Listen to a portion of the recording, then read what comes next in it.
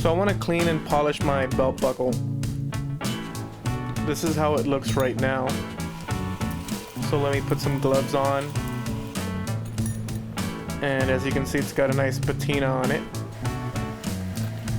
We'll try some Tarnex. See what happens here. A little bit of a dab on a napkin, shop towel.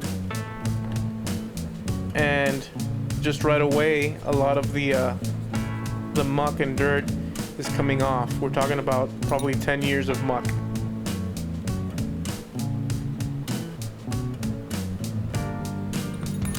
Let's do a little bit more and see how much of it we can remove.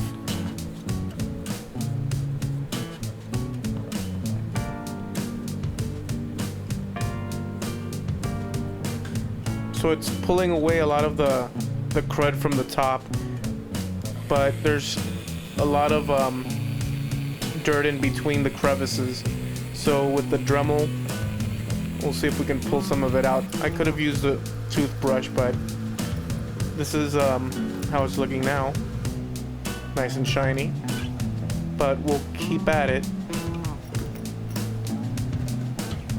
And we'll try some Brasso. Now this stuff really digs in. It's pretty, it's got a bad smell to it, so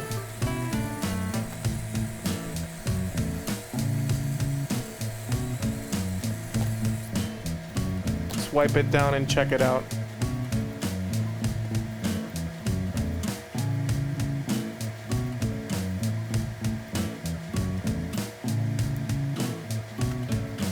So the Brasso's nice. It really brought out the sparkle in it, the shine.